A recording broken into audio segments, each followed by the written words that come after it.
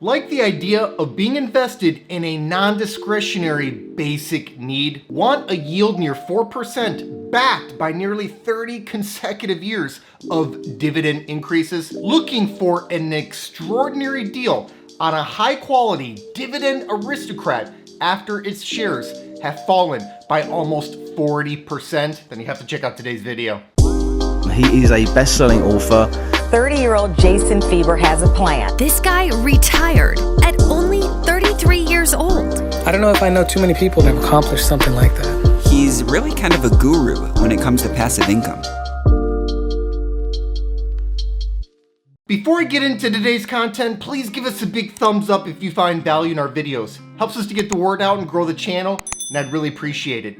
And make sure to stay tuned until the end of the video for our special news announcement. I want to tell you about a high quality stock that pays big, growing, reliable dividends. These growing dividends are funded by growing profit because this business is a multifamily housing real estate investment trust. Shelter. It's a non-discretionary basic need in life. You essentially cannot live without it. Whereas a lot of real estate is a nice to have, shelter is a need to have. People must live somewhere. But this REIT takes that idea and supercharges it with unique geographic competitive advantages. And this is setting it up to continue growing its revenue, profit, and dividend for many years into the future. I personally invested in stocks just like this one on my way to going from below broke at age 27 to financially free at 33. By the way, I explain exactly how I achieved financial freedom in just 6 years in my early retirement blueprint. If you're interested, you can download a free copy of my early retirement blueprint using the link in the description of this video. Getting back to the stock I'll tell you about today though, perhaps best of all, it looks undervalued right now.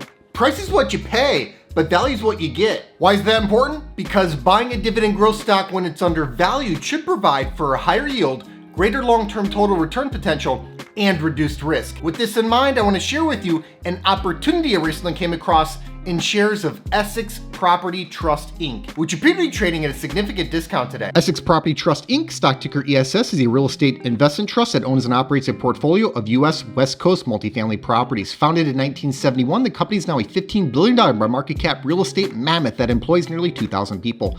Essex Property Trust focuses on 3 different supply-constrained markets: Southern California, 44% of revenue, Northern California, 38%, and Seattle Metro, 19%. The company's property portfolio consists of approximately 62,000 apartment homes across 253 apartment communities. While many REITs own discretionary types of real estate, shopping centers for example, Essex Property Trust concentrates on the non-discretionary need that is shelter. Built-in, never-ending demand is what gives this company so much staying power.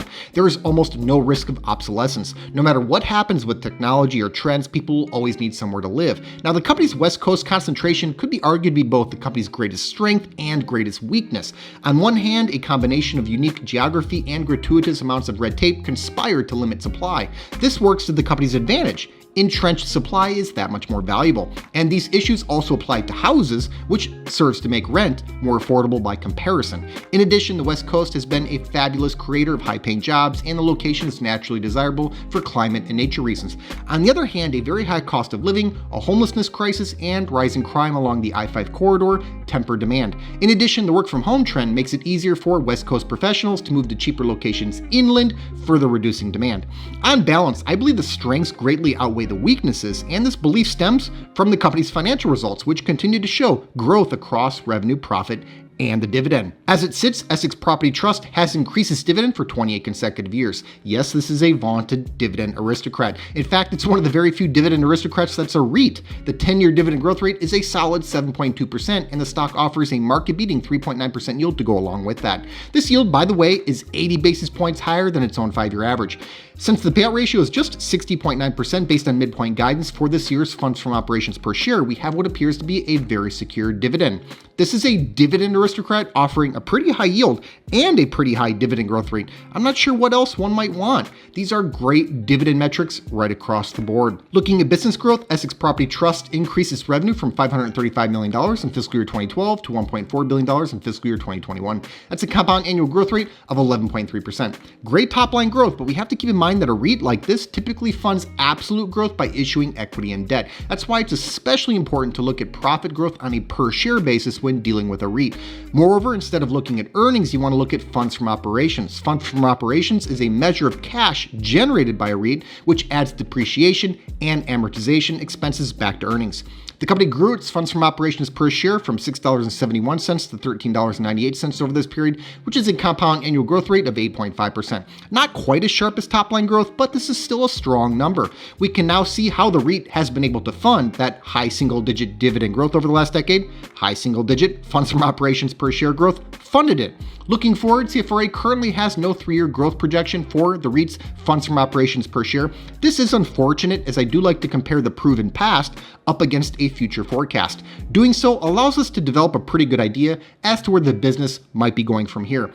Instead, in this case, I'll go straight to Essex Property Trust's guidance. The company actually increased its fiscal year 2022 guidance in its most recent Q2 report, which was released in late July.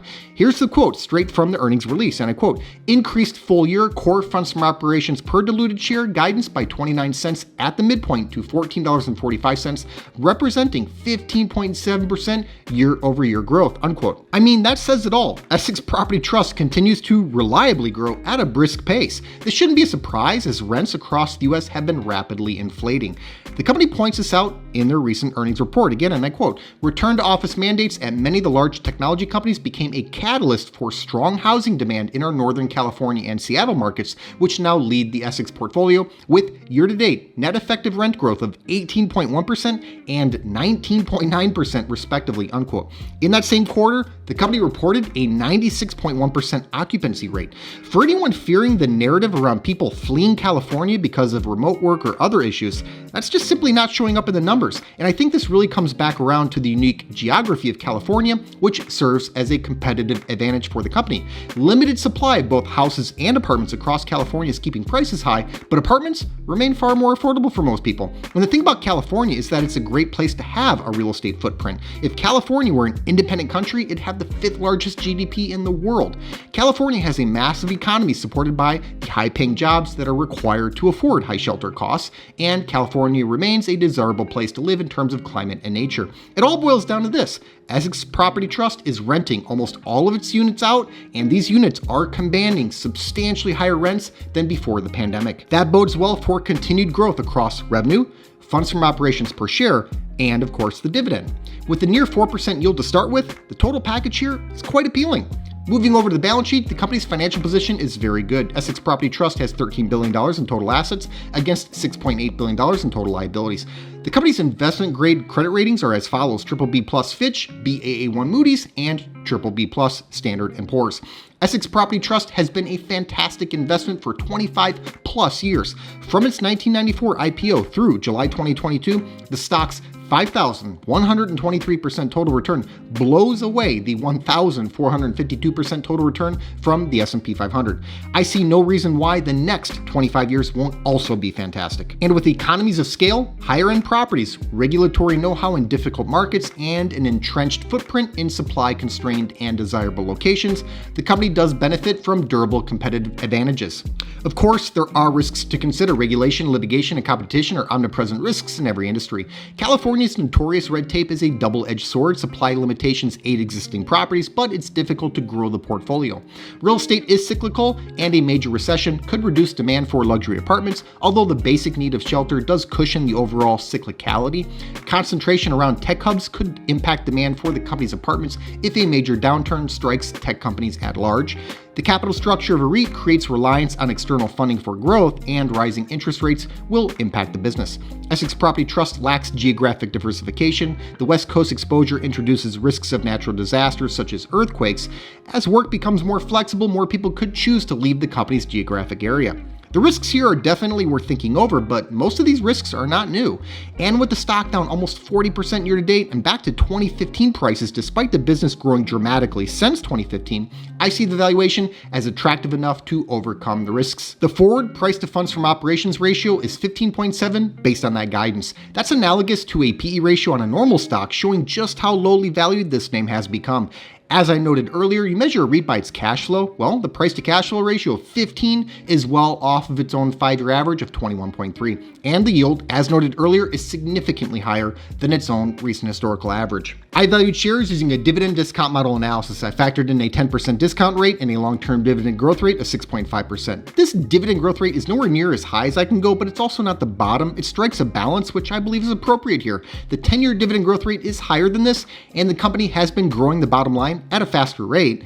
However, the company's most recent dividend increase was only 5.3%, and there are near-term challenges and uncertainties to work through. It's quite possible that the dividend grows faster than my number over the long run, but I always like to err on the side of caution. The dividend discount model analysis gives me a fair value of $267.77. The reason I use the dividend discount model analysis is because a business is ultimately equal to the sum of all the future cash flow it can provide.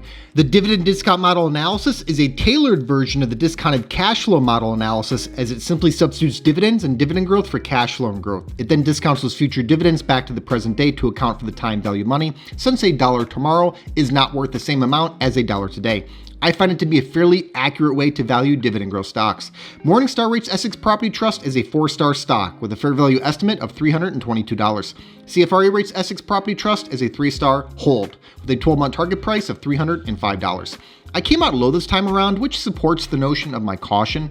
Averaging the three numbers out gives us a final valuation of $298.26, which would indicate the stock is possibly 31% undervalued. Here's the bottom line, guys. Essex Property Trust Inc. is a high-quality REIT providing a basic non-discretionary need, and it has absolutely trounced the broader market over the course of decades by doing so. With a market-beating yield, a moderate payout ratio, a high single-digit dividend growth rate, almost 30 consecutive years of dividend increases, and the potential that shares are 31% undervalued, long-term dividend growth investors should seriously consider buying this Dividend Aristocrat. And now for a special news announcement. Lockheed Martin Corporation, stock ticker LMT, just reported blowout Q3 numbers. The company is increasing its stock buyback authorization by $14 billion. That's more than 10% of the entire company's market cap. We recently put together a video highlighting what a great long-term investment opportunity this could be for dividend growth investors. Lockheed Martin continues to fly high, pun intended. If it's not already in your portfolio, now would be a good time to question why. Thanks so much for watching. Hope you enjoyed today's video. Give us a like if you did, and let us know in the comments what you think about this stock. Please make sure to subscribe to the channel and ring that notification bell so you don't miss out on new content. Also, take a look at the description box below for some important links, including the link to my personal stock portfolio. This 6-figure portfolio, which I call the Fire Fund, generates enough passive dividend income for me to live off of. It'll allow me to retire in my early 30s. I've made my portfolio entirely accessible over a Patreon, and I also post alerts there whenever I buy or sell a stock. I put my money where my mouth is, and I'm often invested in the same high-quality dividend growth stocks that I make videos on. Over the years, I've heard from thousands of investors who have been profiting from many of the same exact stocks that I own. So if you think this is something that you could benefit from as well, check the link in the description to see my portfolio and start getting my buy and sell alerts. I'll see you next time.